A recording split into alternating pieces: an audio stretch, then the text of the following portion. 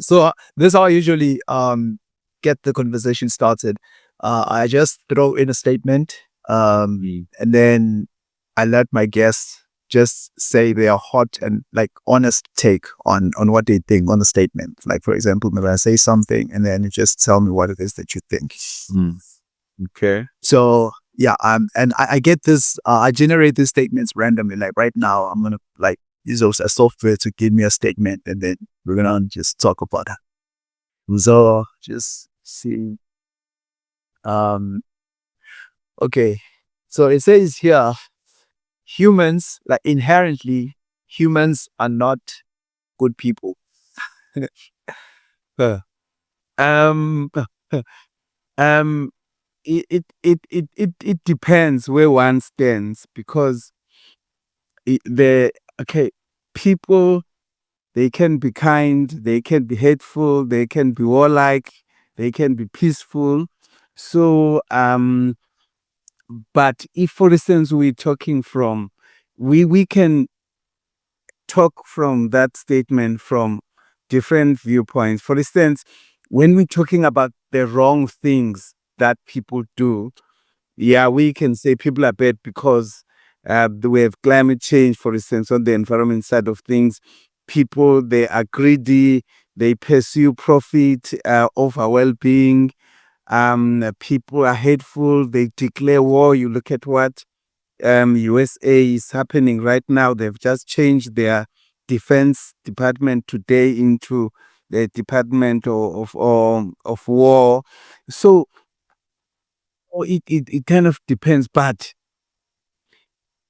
it's about what you are looking for. If you are looking for good, for peace, for kindness, you also find that with people. So therefore, that statement alone, without more modification, it could be wrong. But also, depending where you stand and what you're looking for and what you want to justify, that statement could be correct. Oh, so it's not enough to just say humans and just be general and say humans, but you have to be specific. That's not what you say. Well, what are you referring to? Yes, generalization is always a dangerous. It's like stereotypes. So to generalize like that and make such a statement is it is dangerous unless substantiated. Otherwise, to just put that statement blindly or like that, so it is not a fair judgment on people. Okay, it makes sense. But maybe another person would say, looking at animals, for example, like lions or any animal that exists out there, um, you cannot rate the personality of an animal based off of what it does when it is faced with certain situations. But when you want to know whether or not an animal, like a snake, for example, you know that a snake is not a safe animal to be around. But when it is around other snakes or when it is by itself, we don't know how it behaves. Maybe people who study animals know, but if you were to ask me, what do you think of a snake? Is a snake a good animal, or a snake a bad animal, or a snake a safe or a dangerous animal to be around? I mean, I would safely say that no, a snake is a dangerous animal to be around based on what I know a snake to be. So I know that snakes, as soon as you see a snake, it'll want to attack you. That's the first thing that it'll want to do. So my judgment is based on my experience with the snake.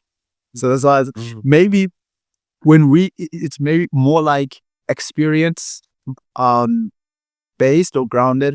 Like, okay, maybe this is the kind of people that I've associated myself with, and therefore I can say that no, humans are good people or humans are bad people when it comes to certain things, when it comes to like not necessarily having to serve like oneself. So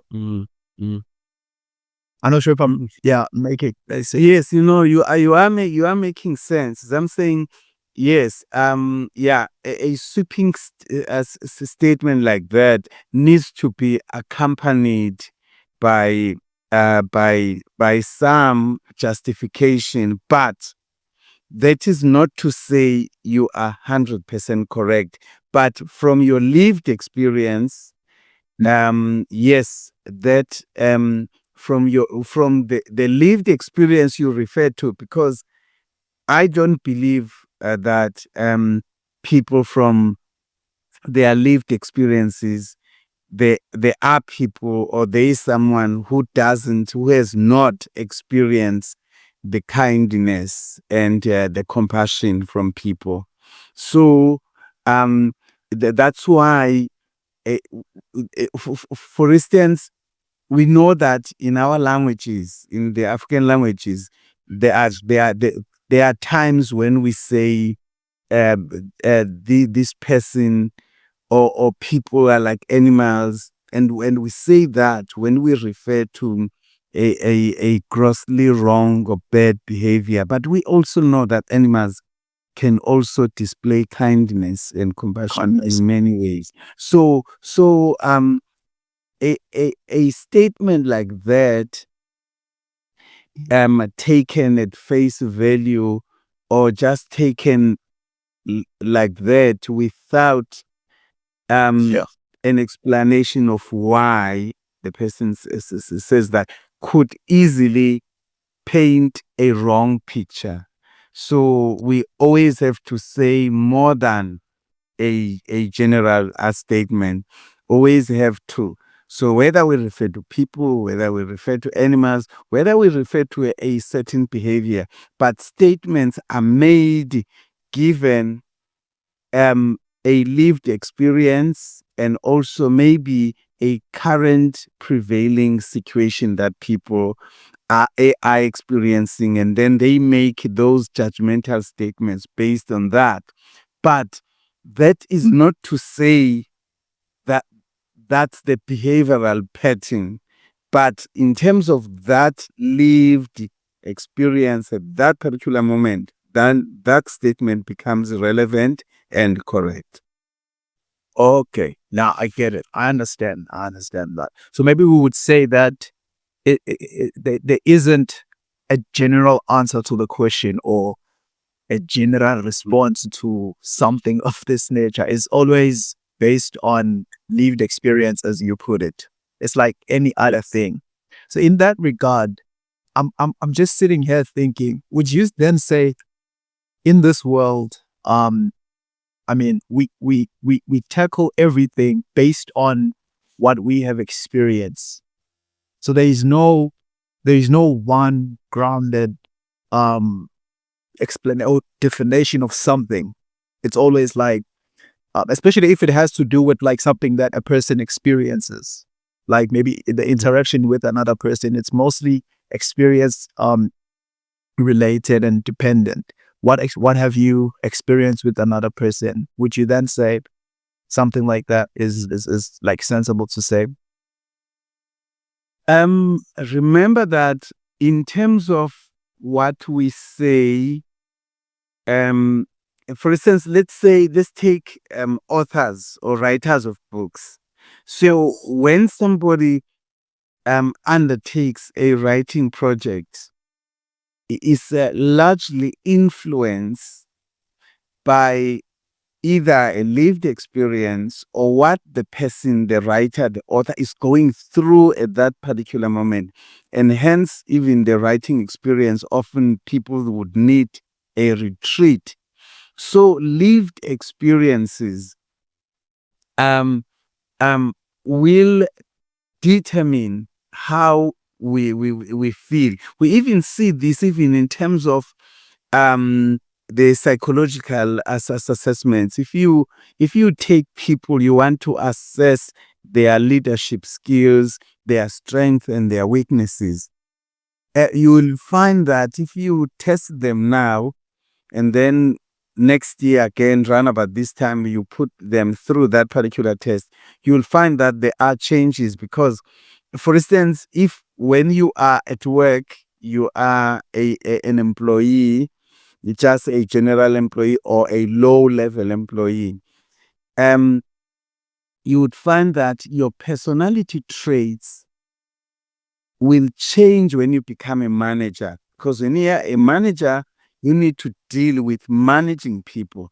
So again, I'm stressing the fact that your lived experience sometimes determines how you analyze, you see things, and all that. And also there is also that lived experience at that particular moment. When you come across to somebody and somebody is going through a very happy moment, the reaction you get from that person again becomes a very peaceful, a very nice, and a very embracing. But if you come across somebody at a time when that person is going through a stressful situation or is very angry because of what has just happened, so again, the way that person is going to react to you is going to be influenced about what the person is going through.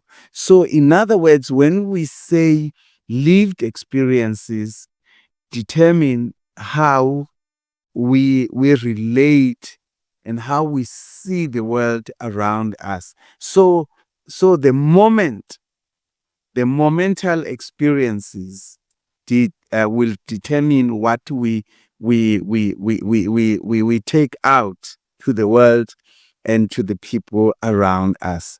So therefore, in other words, even our behavior and perspective and views on things, they do get influenced by our lived experiences and also experiences that we are going through at that particular moment. So they are very critical in terms of who we are and how we are projecting ourselves to the outside world. Yeah. Okay. Now that is a very mouthful.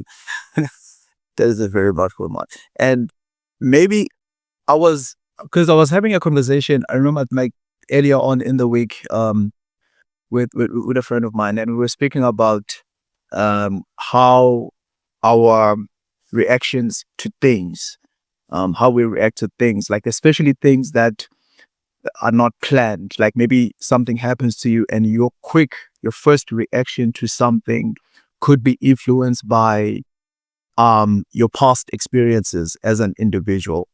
So how you react to something can be influenced by maybe your upbringing as a person, the people you keep in your circle, your psychological wiring. So it's not an instantaneous thing. You cannot expect. I mean, it would be unfair to expect every person to react the same to a same situation type of thing. I'm not sure if I'm something like that. So we're speaking about this in a sense that it's like we're looking at the justice system. Um, that okay, for example, let's say someone um does something to you, something unpleasant, or let's say for example, someone does something unpleasant to you, something that you don't like, and some people who want to retaliate, some people would rather walk away, uh, and maybe deal with it in a different manner.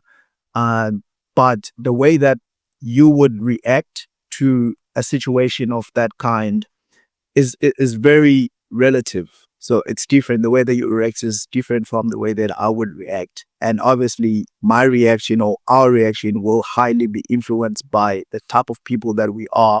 And the type of people that we are is heavily influenced by our lived experience and past experiences, something like that. So now, but now the question that has always been on my mind, well, since I can't remember, is that if that is the case, then that um a lot of things that we go through as people are highly influenced by what we have lived and what we have experienced as people. And mostly the things that we believe eventually are molded by our experiences. Like, for example, I even made an example of maybe say love, like love in the context of relationships, or whether it's a mother or son or mother daughter, but just love. There are people who believe that it exists because maybe you have experienced something that made you believe that actually this thing called love exists as other people describe it. And then there are the people who outright do not believe that something called love exists. And to them, it's benchmarked on their experiences. Say they've had a terrible upbringing. What was meant to be loved to them was displayed as maybe abuse or any sort of traumatic experience. So they grew up to not believing that something called love exists. So in situations like that, how do you think maybe we handle it as humans or as individuals in situations like this? Because when you grow up, you encounter people, you come across people, you have to live with certain people, but then you find that there's a clash of beliefs and there's a clash of, and which also affects your moral compass as an individual. Like I said, we react differently to different situations. If somebody does something bad to you, you want to react at the same time, but another person would deem that as morally wrong. To okay, fine. When somebody does something wrong to you, it's morally wrong to do something back in return. So all those things are highly influenced by what we have experienced as people. But where is the ground? Where is the common ground in all of this? Yeah, maybe let me just stop because Absolutely. Yes. Okay. Yeah. So yeah, that's it. That's it. That's a very good progress from the previous question we were tackling in terms of the lived experiences, because yeah, what these lived experiences, they they kind of printed in our DNA. So what we go through, it sits. That's why, therefore, the situations we face, we tend to, our brains subconsciously would reference back, because these things, they are coded. And yeah, but what would separate person A from person B is having gone through that experience, which would say determines how you react to things, is also determined by when you went through that experience, what then happened? Did you get we in the modern day we say some counseling, or yeah, did you have good mentors around you who were able to help you to overcome the trauma associated with what you went through? Or did you have excellent role models? Did you have or did you have somebody who noticed and then was able to help you deal with that particular situation? In other words, how we actually we heal out of that incident. Because if you went through a traumatic or a traumatizing event, but you never really got counseling, or instead of counseling, for instance, you were surrounded by people who were laughing at you, who were happy that you have gone through that, who were rejoicing over your hardship, then then that again has got an impact where you would believe that, oh, people are very bad, people have no mercy, people, they are not kind, because of what. So what happens after you have gone through that lived experience is what determines you, or determines your future, how in the future you will respond. If, for instance, you were living around the people who were able to embrace you, to look after you, to counsel you, to be kind to you, and to help you to move. Because if you are not getting support and counseling and all of that, you continue to live in that trauma. That trauma lives within you and will continue to shape you. But if you have been lucky to find people who help you who counsel you and that are able to introduce you. Let's say, for instance, even things such as music. You see, I'm a firm believer in the traditional indigenous heritage in terms of how it dealt with trauma, for instance, how the indigenous knowledge systems were able to deal with trauma. Even simple things such as music, when people compose a song about what they went through, sing about it, others they join and they clap, and person that dances about that, and then this person is able to get counseling because is able to verbalize this, and the other people, maybe somebody will also stand up and sing own song in response to your song, in agreeing with you. So the network of people that you live around and how they voluntarily choose to mold you when you have been shattered or beaten down. It does a whole lot. You'll find that two people that have gone through the same experience might not be reacting in the same way in future because of the environment under which they grew up and how that environment supported, counseled, or guided them when they were in the midst. Yeah. So, in other words, those who surround us, or what came after that particular event or lived experience determines what sort of person you're going to be going forward. So it's how you deal with a situation that that determines the person that you're going to be.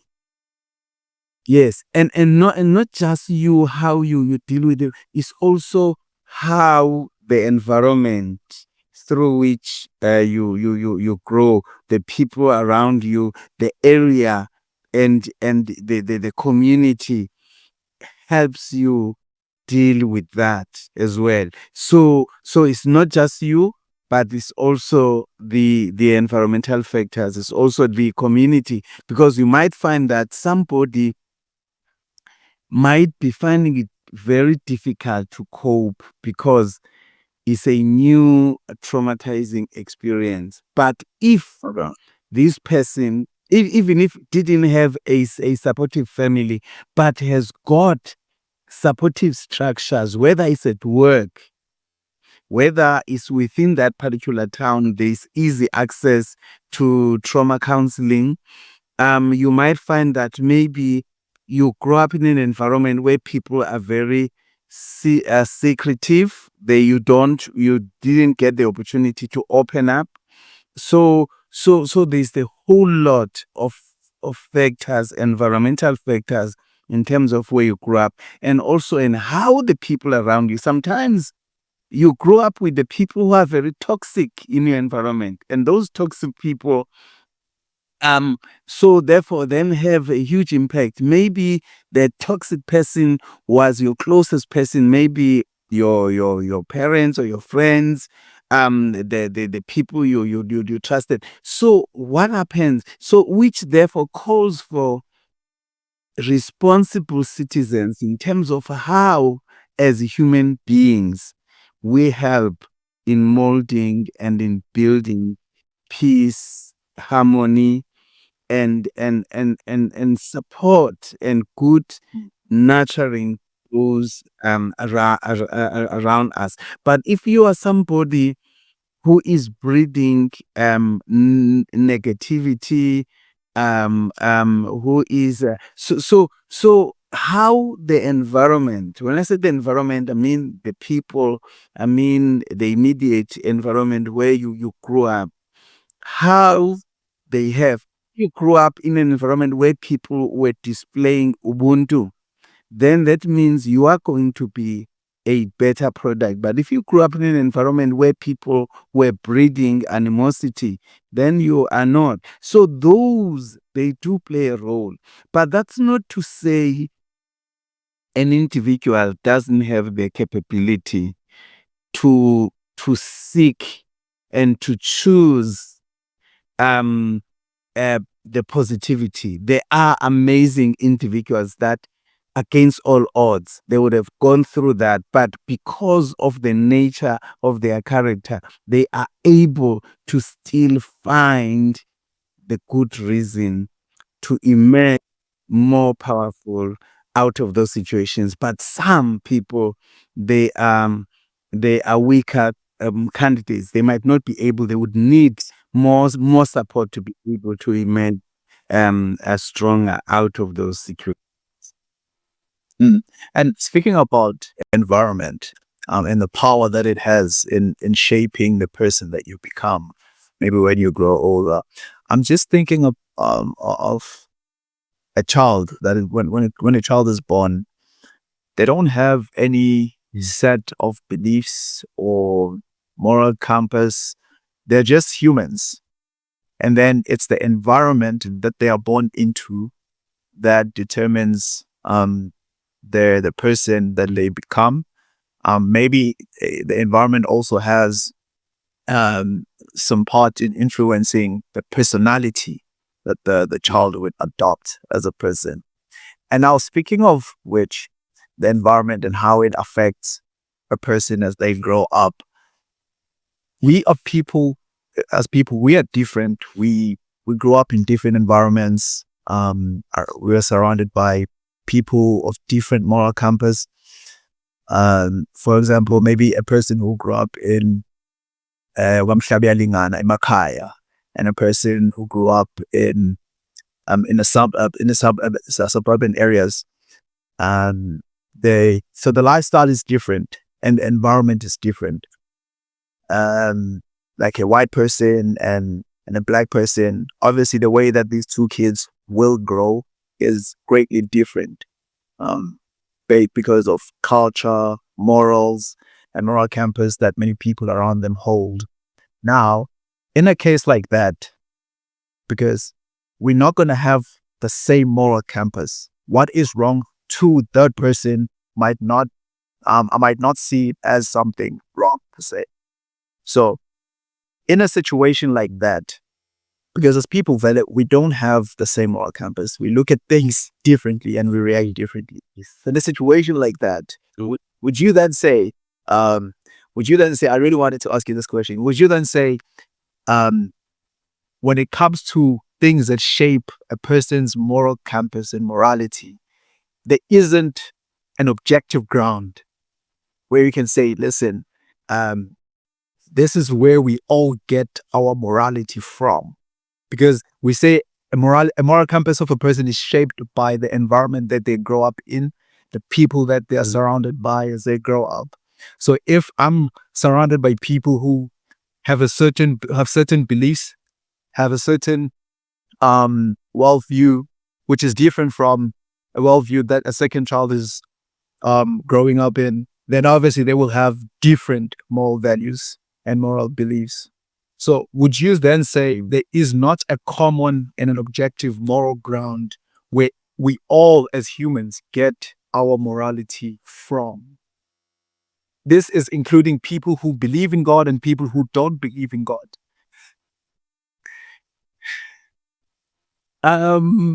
Okay. All right. We started where we say people are unique. Yeah, God created people to be different, to be very unique. Yeah. And we know that in isiZulu we have what we call unembeza. And we also have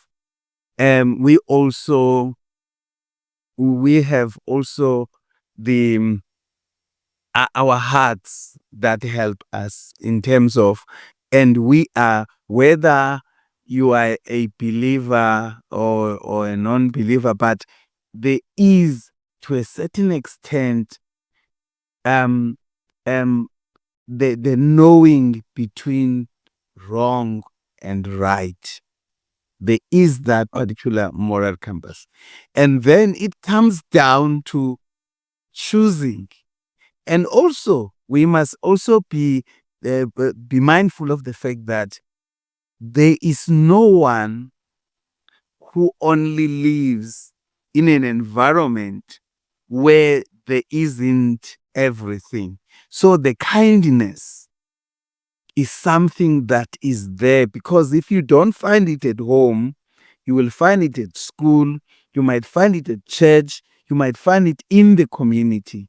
And then because you are given this particular mixture of people behavior, you then as an individual end up choosing who you want to be like. And hence you hear people saying role models. Say, oh, I want to grow and be like so and so. And sometimes people do not identify those role models within their family, but they are able to see them out there. So in other words, the moral compass is there, um and that's why we say so and so unenhliziyo enhle, has got a beautiful heart, because somewhere somehow God has given us an ability to determine between wrong and right, to determine between the cruelty and kindness. So that is that this we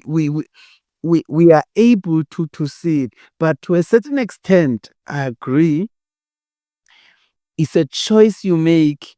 Sometimes you are able to find a child, a baby, whilst the baby is still very, very young, a baby who is at displaying some anger. It's a baby. So, and you can see some elements of this, and you can see some elements of being kind. So some of these things, we are born with them. We cannot run away from that.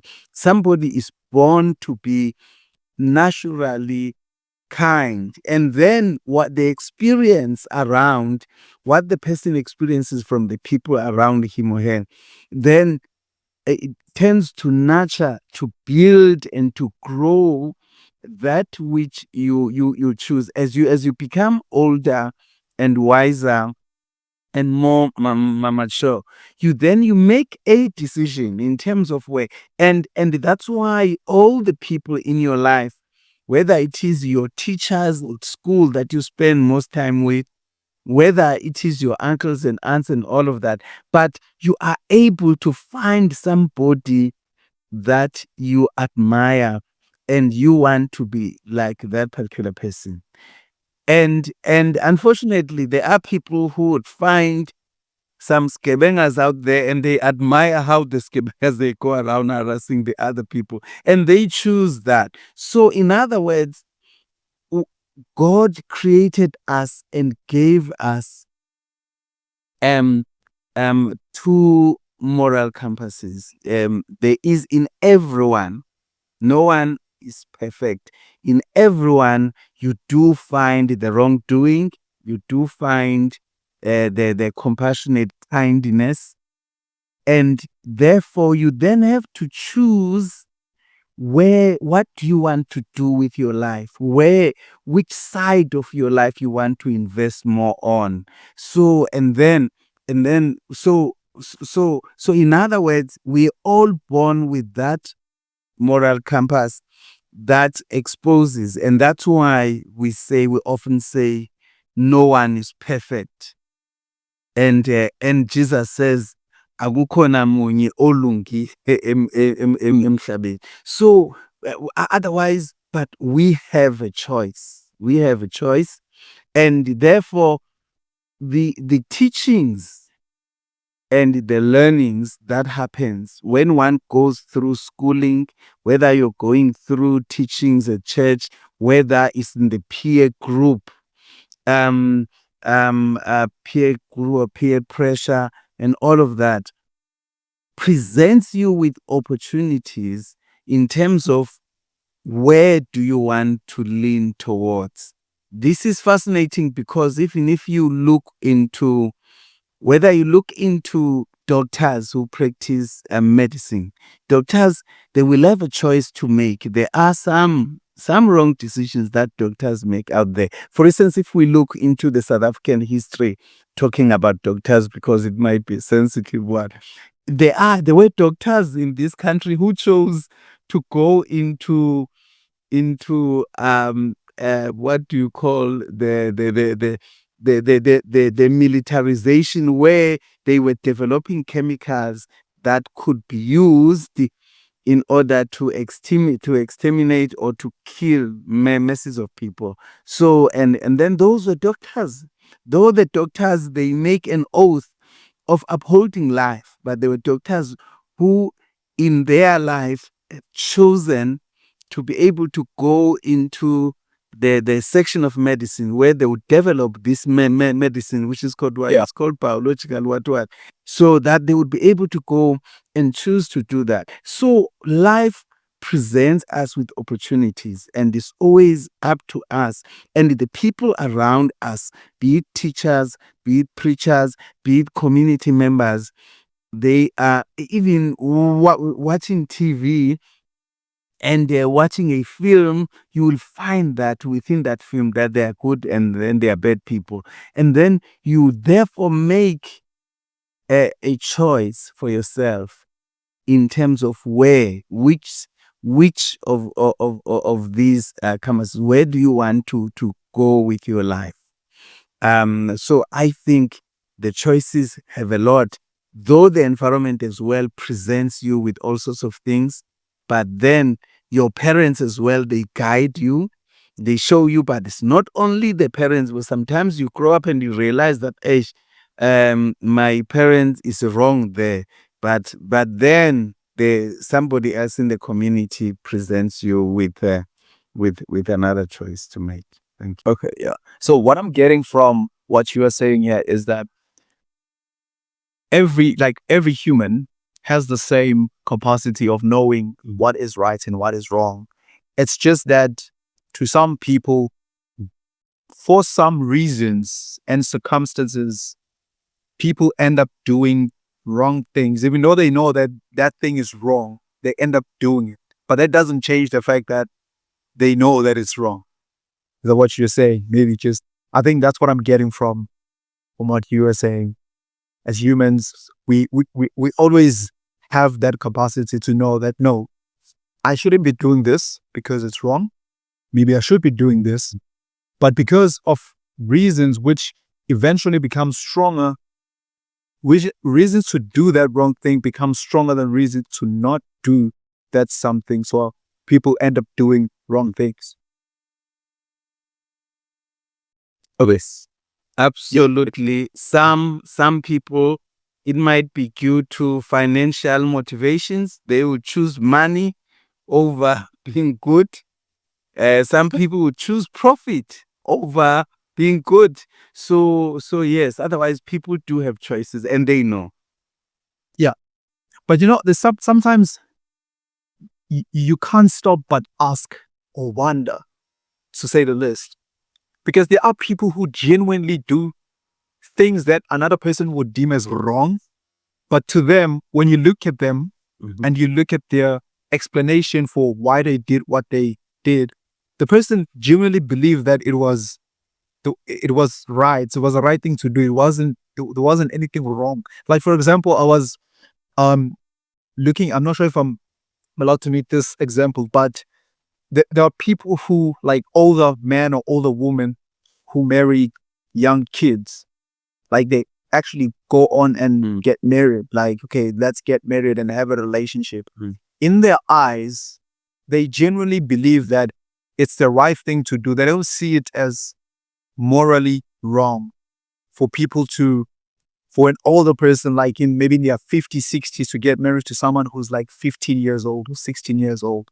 To them, there's nothing wrong to them. But to another person's eyes, like myself, when I look at that thing, no, that is morally wrong. So we shouldn't be doing this. So maybe there are certain things. It's just something that I'm thinking in my head, that maybe there are certain things that we will differ when it comes to knowing whether they are right or wrong.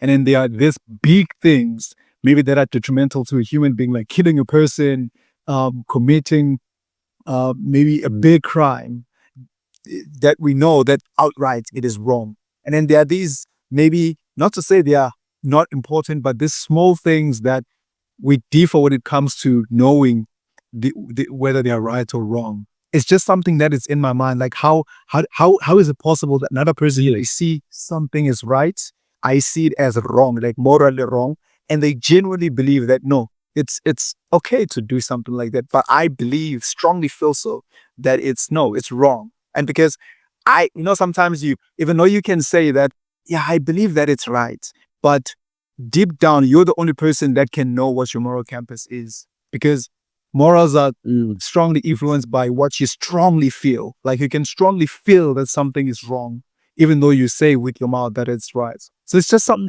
thoughts that runs through my mind. Mm. Yes, yeah. Yes. If we were to take these things that if we were to take, there is the middle, and then there is to the right, and then to the left. Maybe to the left of the things that are wrong, and then to the right of the things that are morally good. And then, but you have the middle.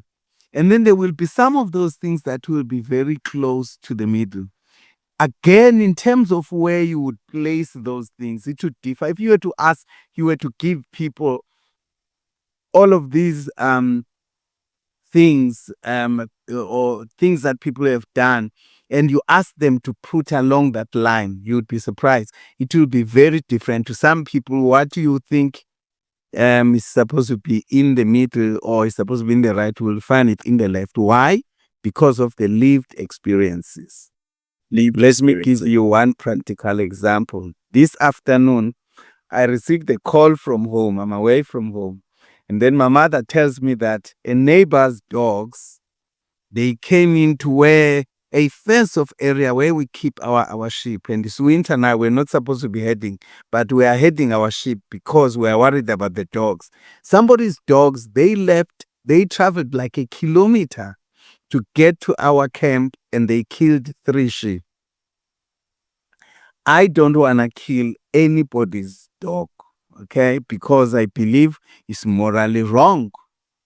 But now, then when these things, the lived experience happens, when a dog comes to my yard and kill 3 of my sheep, then that lived experience will determine whether I think I must continue to have that dog coming to my house every week to kill sheep, or I must kill the dog. You see, Just to put an end. because if the owner is not willing to manage, you see, yes, yeah. So therefore, lived experiences is what determines what makes people to differentiate between what is morally wrong and what is morally correct. So those lived experiences have got a huge impact in our lives, because they will help us to determine or to take decisions given that particular situation. You could be somebody who is very somebody who wants to do good and all of that, but then at one point in time you are faced with a situation that is going to drive you from the extreme, and then you get to a point where you need to question your morals because of that particular event. And it is in that case that you need to seek help and to find some counsel from the other people, so that people who can help you to discern, to discuss, and to find the best way to deal with that particular situation. That's where the counseling works, because when you get to that particular point, then you need help to be able to hear some other views given what you are facing. So I'm at that point. So now I need to be able to find people to think about, to decide. So we have now invited the neighbor to come and see what his dogs have done. And I don't know what an outcome is going to be. And I cannot decide as I'm here, but lived experiences tend to define us. But also, when you get to that point that challenges your your moral compass, so it becomes very crucial that you are able to seek help and to find the people who are not swimming in the same pool of confusion. Thank you. And this is for